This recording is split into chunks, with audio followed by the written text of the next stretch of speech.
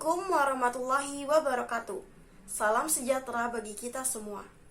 Pertama-tama marilah kita memanjatkan puji dan syukur atas kehadirat Allah Subhanahu wa Ta'ala, karena berkat rahmatnya kita dapat berkumpul di tempat ini dengan keadaan sehat walafiat. Yang terhormat Ibu Etsa Purbarani MPD selaku dosen pengampu mata kuliah Bahasa Indonesia, Bapak, Ibu, dan teman-teman sekalian. Sebelumnya perkenalkan, saya Syifa Fauzia Aif. Saya berusia 19 tahun, berasal dari DKI Jakarta, dan saat ini saya sedang menempuh pendidikan di Universitas Negeri Jakarta dengan prodi Pendidikan Guru Sekolah Dasar, Fakultas Ilmu Pendidikan. Pada kesempatan kali ini, izinkan saya untuk membahas topik mengenai penggunaan bahasa asing dalam kehidupan sehari-hari yang digunakan oleh anak muda Indonesia dan pengaruhnya terhadap eksistensi bahasa Indonesia. Peranan bahasa dalam kehidupan sehari-hari sangatlah besar. Seperti yang kita ketahui bahwa setiap kegiatan manusia pasti menggunakan bahasa. Bahasa memiliki manfaat, yaitu membantu kita untuk mencari suatu informasi, mendapatkan ilmu, dan sarana berkomunikasi antara satu sama lain. Akhir-akhir ini penggunaan bahasa asing dalam kehidupan anak muda Indonesia sangat marak sekali. Seperti yang kita ketahui, mereka biasa mencampur adukan antara bahasa asing dengan bahasa Indonesia. Contoh penggunaan kata yang biasa dilakukan atau diucapkan oleh anak muda Indonesia yaitu literally, because, download, screenshot, upload, dan lain-lain. Biasanya penggunaan kata tersebut diikuti dengan penggunaan bahasa Indonesia, namun penggunaan kata bahasa Indonesia selanjutnya itu bukanlah bahasa Indonesia yang baik dan benar. Sebagai contoh penggunaan bahasa Indonesia dan bahasa asing dalam kalimat berikut ini. Literally gue gak apa-apa sih, because gue baik-baik aja. Dari kalimat tersebut kita bisa lihat bahwa penggunaan bahasa Indonesia yang baik dan benar sangat sedikit sekali dikuasai oleh anak muda Indonesia. Ditambah dengan penggunaan bahasa asing yang sekarang sedang tren atau populer di kalangan anak muda, membuat mereka menjadi kurang minat untuk mempelajari bahasa Indonesia itu sendiri. Di dalam suatu hal pasti ada dampak negatif dan positifnya. Dampak positifnya yaitu anak muda Indonesia dapat mengikuti perkembangan internasional dengan lancar dan mereka mudah bersaing atau mampu bersaing dengan negara lain karena mereka terbiasa menggunakan bahasa asing. Namun perlu diketahui, dampak negatifnya yaitu jika hal tersebut terus terjadi, maka identitas bangsa Indonesia akan dengan mudah tergeser.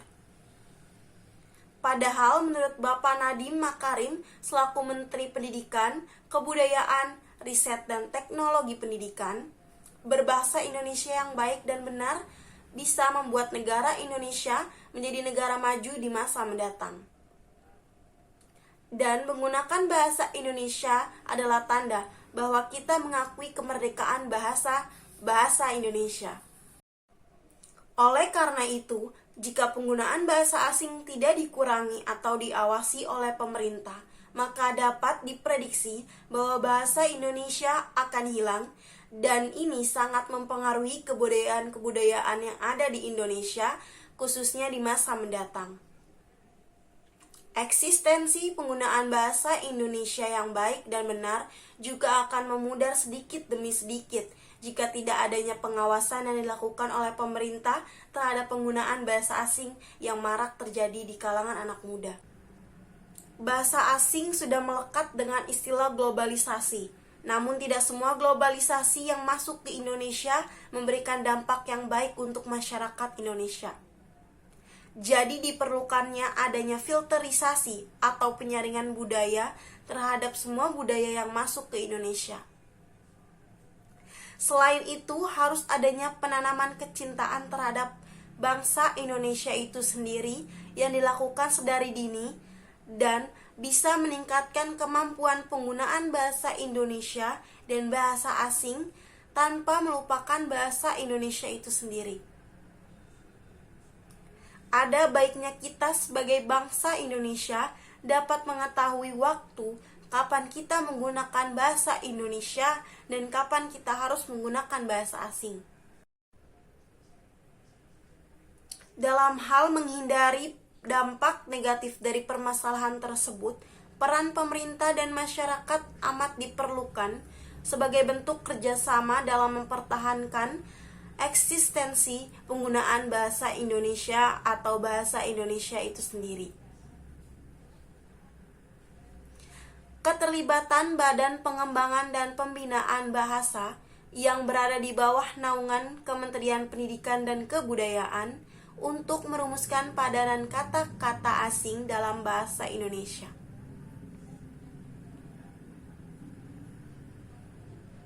Disinilah peran Badan Pengembangan dan Pembinaan Bahasa, khususnya bidang leksikografi atau perkamusan, sangat dibutuhkan untuk merumuskan padanan kata-kata asing ke dalam bahasa Indonesia. Contoh padanan kata-kata asing ke dalam bahasa Indonesia yang sudah ada yaitu upload jadi unggah, download jadi unduh, netizen jadi warganet, dan masih banyak lagi.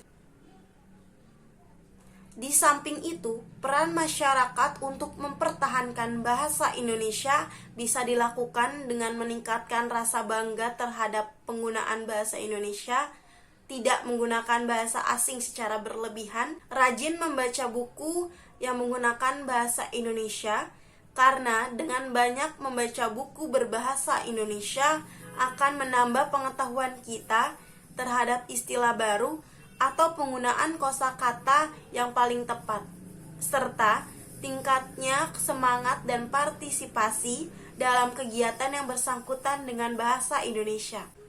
Saya, Syifa Fauzia Aif, sebagai Duta Pendidikan Dasar 2022 akan mengadakan program literasi, penyuluhan-penyuluhan ke sekolah-sekolah untuk memberikan pemahaman mengenai eksistensi bahasa Indonesia saat ini, dan melakukan pembinaan untuk membantu meningkatkan kemampuan berbahasa yang baik dan benar, serta memberikan tips atau cara bagaimana mempertahankan bahasa Indonesia dari pengaruh negatif bahasa asing.